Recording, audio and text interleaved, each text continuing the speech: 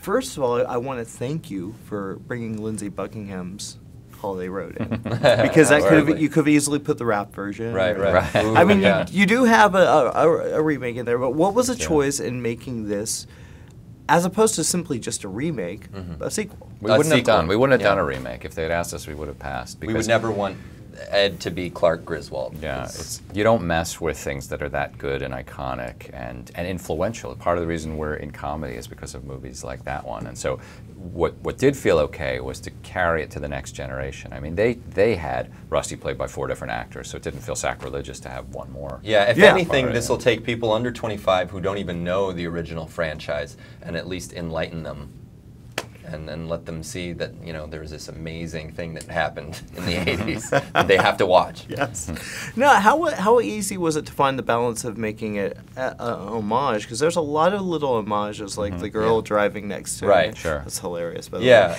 And how easy was that, finding the balance? I don't think we would have done any more nods to the original than we did. I think we hit our limit, probably, because we did want to establish this as its own thing, but we definitely had to acknowledge, you know, where it was all coming from. There's a big chunk of the audience who doesn't even know about the original, and so for those people, we didn't want to spend too much of this movie making homages that they're not even going to understand. Just been an inside joke that made them resentful. So. Well, I interviewed the boys, the young actors, and they're like, what?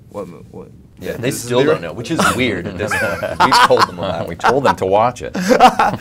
Talk about this cast. This is an incredible cast. Yeah, you got some dream. amazing people. We started, I mean, with Ed and Christina as our leads. Those were our top choices, and so to get them was fantastic.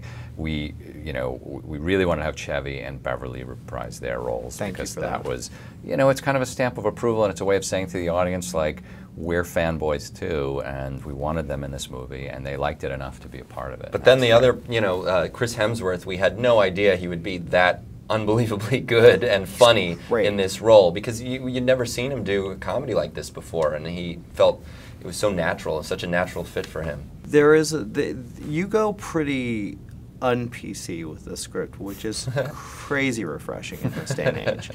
Were there any jokes that you felt, wait, maybe we should scale it back, or did you just go There were some that didn't make it into the film. There were some areas that you know, on second thought, were more shocking than funny. Really. Yeah, we didn't ever want to be just shocking for shock's sake without it actually being funny. We don't want people to just go, oh, and not laugh. You know, you could do that with anything. But you know, having it be funny and shocking, I think it's a delicate balance, and to find that sweet spot is we like the idea of an R-rated family comedy. There aren't that many of those where you get to show the parents as people and not just mom and dad. And we also wanted to give them their own characters and to have an element of heart to it, because we're dealing with the family. We want there to be some sentimentality that doesn't just feel tacked on or fake. Well, yeah, it's honestly, I was walking out thinking, I want to go home and be with my family. I want to take my kid to see this movie. Nice. Which is kind of sick. I probably will. What is your favorite thing that you were able to accomplish that you didn't think you could? Just finishing the damn movie. I mean, it's such a on time and on budget. Such a long undertaking, and even in the post process, it just really is endless. So it was gratifying to watch that final mix and know that we don't have to do anything else. And then we did a bunch of press, and we're still doing it. Of course. I mean, for me, it's that the emotional stuff actually works, at least for me. I don't feel, because in a lot of our comedies, you feel like it's tacked on for the sake of studio.